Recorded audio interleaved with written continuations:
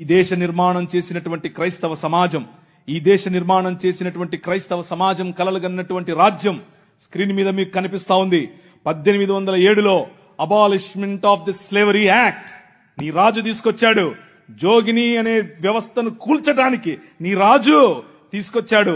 1930లో ముత్తులక్ష్మిరెడ్డిని నిలబెట్టి మెడ్రాస్ లెజిస్లేటివ్ కౌన్సిల్లో ఈ దేవదాసి వ్యవస్థను నాశనం చేయటానికి దాన్ని తీసి పారేయండి అని పిల్లు పెట్టింది. నీ రాజు పంపగా వచ్చిన వ్యక్తులు. ఆంధ్ర జోగిని యాక్ట్ మనం తీసుకొచ్చాం. ఇంగ్లీష్ ఎడ్యుకేషన్ ఫర్ ఎవ్రీబడి, ప్రతి ఒక్కరికి 1835 మనం తీసుకొచ్చాం. 1795 రైట్ టు ప్రాపర్టీ. అంతకుముందు ఎవరు భూములు కొనటానికి లేదు. బడుగు బలహీన వర్గాలు భూములను స్వాధీనం చేసుకునేవాళ్ళు.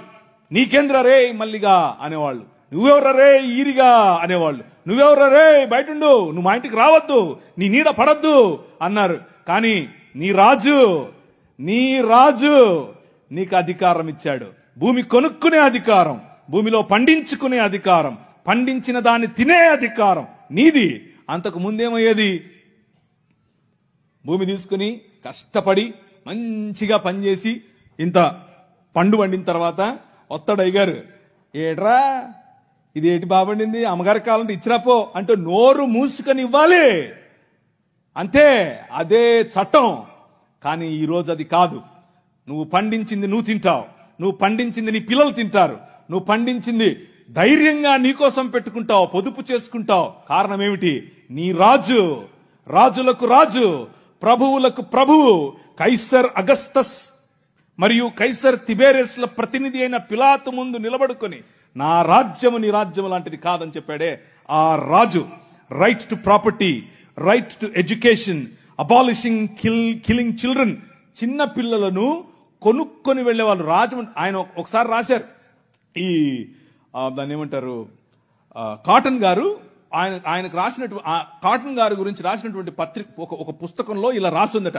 ఏంటంటే వాళ్ళ ఇంట్లో పనిచేసేటట్టు ఒక ఆయమను వచ్చి ఒక ₹1 ఇవ్వమ్మా అని అడిగింది. ఆ రోజుల్లో ₹1 ఎందుకమ్మా అంటే, నేను వెళ్ళి రాజమండ్రిలో ఒక ఆడపిల్లను కొనుక్కొచ్చుకుంటాను అంటుంది.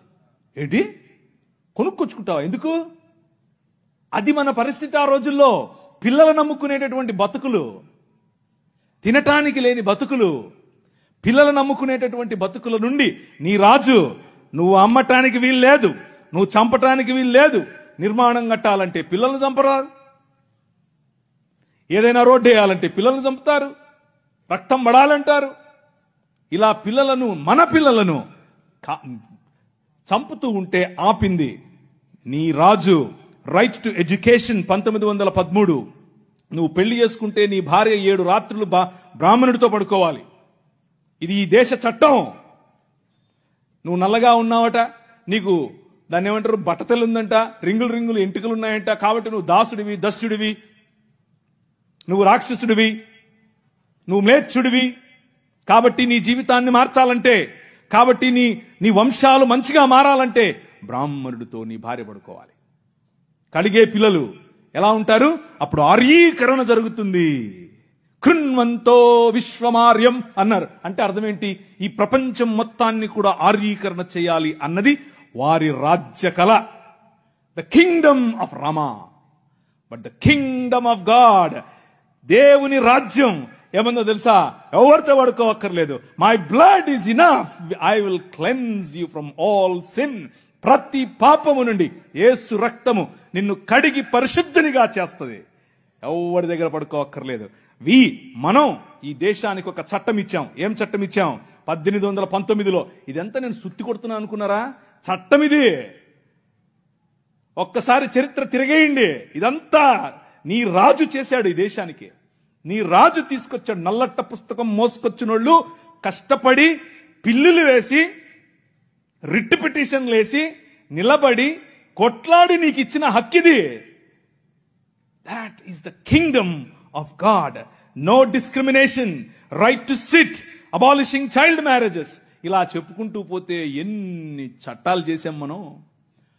రైలు మనది, పోస్ట్ ఆఫీస్ మనది, ఐఏఎస్ తెచ్చింది మనం, ఐపీఎస్ తెచ్చింది మనం. తెలుగు భాషను మ్లేచ్ఛ భాష అన్నారు. అరే ఏం భాష మాట్లాడుతున్నాడు మ్లేచ్ఛుడా అంటే తెలుగు భాషలో డిక్షనరీ, మొట్టమొదటి డిక్షనరీ మంది. మీ నాయన రాజు, ద కింగ్, మనమిచ్చాం. CP Brown, he was a missionary. ఆయన కలెక్టర్ మాత్రమే కాదు, మిషనరీ. తెలుగు భాష గద్య భాగంలో మొట్టమొదటి పేపర్ మనది. తెలుగు భాష గద్య భాగంలో మొట్టమొదటి పుస్తకం మంది. వీళ్ళకు వాళ్ళ సొంత రామాయణం, మహాభారతాలు కూడా ట్రాన్స్లేట్ చేసుకునే దిక్కు లేదు. అది చేసింది మనమే. నిజం చెప్తున్నాను, నేను అబద్ధం చెప్పట్లేదు. మొట్టమొదటి ట్రాన్స్లేషన్ చేసింది కూడా మనమే. వాళ్ళు అది కూడా చేయరు. ఎందుకంటే విద్య పంచకూడదు. వాళ్ళ రాజ్యంలో విద్య పంచకూడదు. మన రాజ్యం అందరికీ విద్య, ప్రతి ఒక్కరూ చదవాలి. ఎందుకు? ఇదిగో నల్లట్ట పుస్తకం కూడా చదవాలి. అర్థమవుతుందా? నల్లట్ట పుస్తకం చదివితే దిమాగ్ ఖరాబ్ అవుతుంది, దిమాగ్ ఫిరాయిస్తుంది, మనిషి వెంటనే మనిషి అవుతాడు.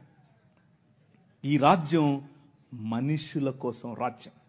ఆ రాజ్యం తలకాయలో నుంచి వచ్చిన వాళ్ళకి మాత్రమే రాజ్యం, భుజాల్లో నుంచి వచ్చిన వాళ్ళకే రాజ్యం. ఈ రాజ్యం అందరి రాజ్యం, అందరికీ సుభిక్షత, అందరికీ పట్టభద్రత్వం. అలెగ్జాండర్ డఫ్ అనే ఒక ఆయన, ఎంతమంది ఉన్నారు ఈ పేరు? ఒకరు, ఇద్దరు, ముగ్గురు, ఒక 10-15 ఉన్నాయి. మిగిలిన వాళ్ళు ఒక చెంచా నీళ్లు తీసుకొని దూకండి. అలెగ్జాండర్ అంటే పొరపాటున మీద గ్రీకు ఒక ఆయన వచ్చాడు గుర్రం వేసుకుని, ఆయన అనుకుంటారు కాదు, ఈయన వేరే. అలెగ్జాండర్ డఫ్. ఈయన రవి అస్తమించని బ్రిటిష్ సామ్రాజ్యం పైన ఇన్ఫ్లుయెన్స్ తీసుకొచ్చాడు. ఏం ఇన్ఫ్లుయెన్స్ తెలుసా? నా పిల్లలు చదవాలి, మా భారతీయ పిల్లలు చదువుకోవాలి. వీళ్ళు అన్నారు, ఎందుకు, మాకు అవసరం లేదు, మీ పాశ్చాత్య విద్యతో మేమేం చేస్తాం, మేము మంత్రాలు చదువుతాం. ఆయన అన్నాడు, మంత్రాలకు చింతకాయలు నైరాల్తా హై. అలెగ్జాండర్ డఫ్, నో, చదవాలి, మన పిల్లలు చదవాలి, ఆంగ్ల భాషలో చదవాలి, ప్రతి భాషలో చదవాలి, తెలుగులో చదవాలి, తమిళంలో చదవాలి, బెంగాలీ కావాలి, పుస్తకాల తర్వాత పుస్తకాలు, పుస్తకాల తర్వాత. ఈ అలెగ్జాండర్ డఫ్ యొక్క ఇన్ఫ్లుయెన్స్ కారణం చేత ఈశ్వరచంద్ర విద్యాసాగర్, అలాగే రాజా రామ్మోహన్ రాయ్ ఇలాంటి వాళ్ళు నిలబడి, ఎస్, మా పిల్లలు చదవాలి, మా పిల్లలు కూడా చదవాలి, మంత్రాలకు మేమేం చేసుకోవాలి, అవసరం లేదు, ఎల్లమ్మకు పుల్లమ్మకు పోయి మీరు చదువుకోండి అని యూనివర్సిటీస్ ఒకే సంవత్సరంలో, అటువైపు మెడ్రాస్ యూనివర్సిటీ, ఇటువైపు బాంబే యూనివర్సిటీ, ఇటువైపు శ్రీరాంపూర్ యూనివర్సిటీగా ఈ రోజు ఏదైతే ఉందో బైబిల్ కాలేజ్ అనుకుంటున్నారో అది ఆ రోజు కల్కటా యూనివర్సిటీ. 3 యూనివర్సిటీలు స్థాపించటానికి వెనకుండి పనిచేసింది ఈ అలెగ్జాండర్ డఫ్. ఈయన ప్రభావం, ఈయన ఇన్ఫ్లుయెన్స్ కారణం చేత మెకాలే అనే ఒక వ్యక్తిని ఈ దేశానికి పంపించారు. పోయి చూసి రాపో బాబు, అసలు చదువు అవసరమా లేదా. ఆయన ఇచ్చినటువంటి నివేదిక, ఎస్, అందరూ చదవాలి. ఇంతమంది కూర్చొని ఉన్నారు, బైబిల్ సంకలో పెట్టుకుని ఓ వెళ్ళిపోతున్నారు, బాగుంది.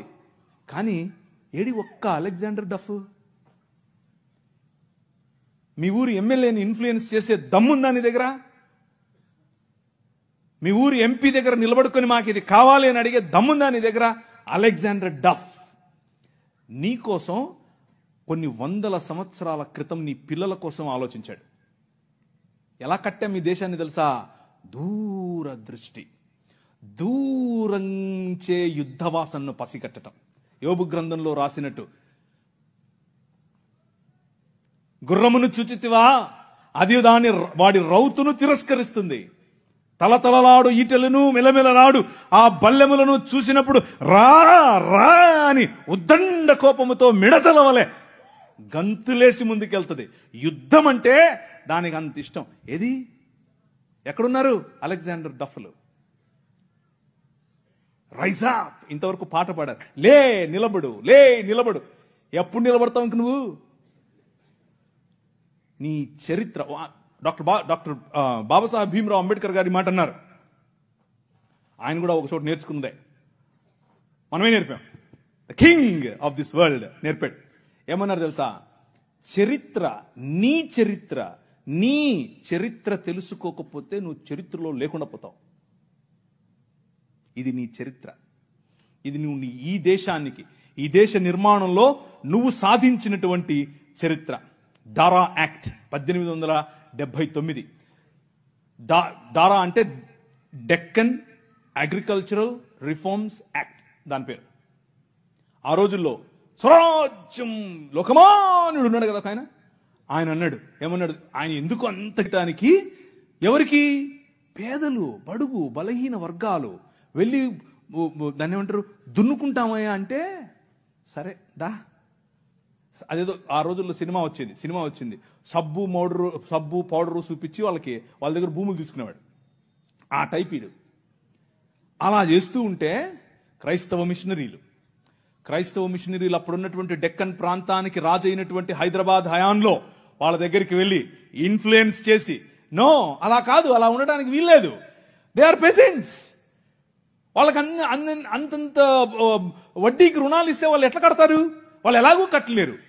కాబట్టి డబ్బులేమో ఇచ్చేసి వాళ్ళు కట్టలేని పక్షంలో వాళ్ళ భూములు తీసుకోవటం ఏంటిది? This is not righteousness, this is not right. అది న్యాయం కాదు. ఆయన భుజముల మీద రాజ్యభారముండును. ఆయన భుజములు ఎక్కడ? ఫ్రిడ్జ్లో పెట్టొచ్చుంటాడా? నువ్వే. దిస్ ఈజ్ హిస్ బాడీ, ఇది ఆయన శరీరం, ఆయన భుజములు ఇక్కడే ఉన్నాయి. ఆ రోజు వాళ్ళు గుర్తించారు, అది నా బాధ్యత అని గుర్తించి వాళ్ళకి 25 పైసల కంటే ఎక్కువ వడ్డీకి రుణం ఇవ్వటానికి వీల్లేదు అని యాక్ట్ చేశారు. ఈ రోజు కూడా అది అలాగే అమల్లో ఉంది. దాట్ ఈజ్ యువర్ కింగ్, నీ రాజు అది. ఈ దేశాన్ని అలా నిర్మించాడు.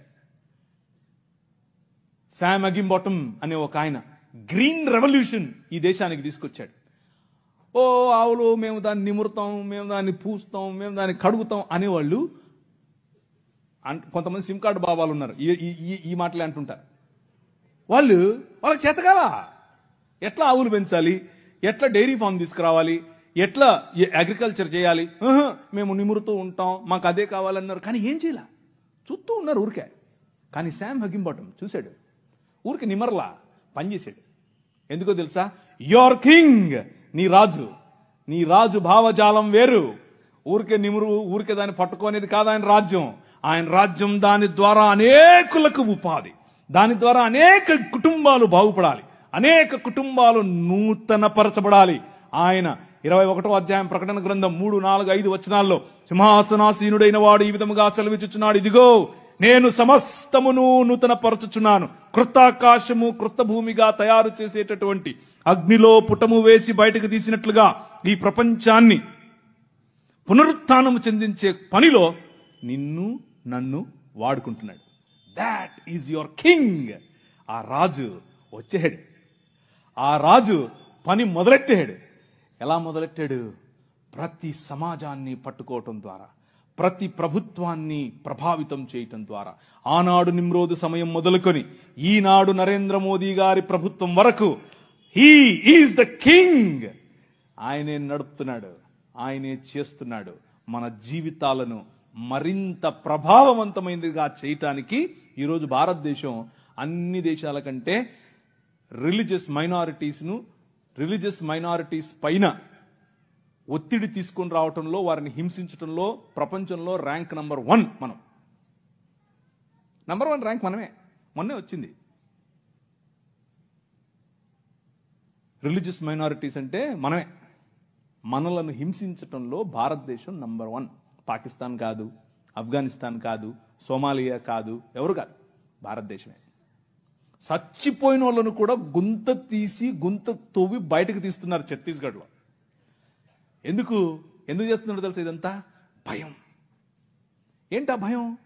వీళ్ళందరినీ మనుషులు చేస్తున్నారు, వీళ్ళందరూ సమానం అంటున్నారు. మనుష్యత్వం, మతం మనుష్యత్వం ఎదుట నిలబడలేదు, భయం దానికి. మతానికి నిజమైన మనిషిని చూస్తే భయం. నిజమైన మనుష్యులను తయారు చేసేటటువంటి దేవుని రాజ్యం, నిజమైన మనుష్యత్వాన్ని ఈ ప్రపంచంలో వెలుగుగా ప్రకాశింపచేయటానికి పిలువబడినటువంటి దేవుని రాజ్యం. ఆ రాజ్యం నిలబడాలి, ఆ రాజ్యం పోరాడాలి, ఆ రాజ్యం భయంకరమైనటువంటి ఈ ఒడుదుడుకులలో కూడా నిలబడాలి. అలా నిలబడటానికి మీరు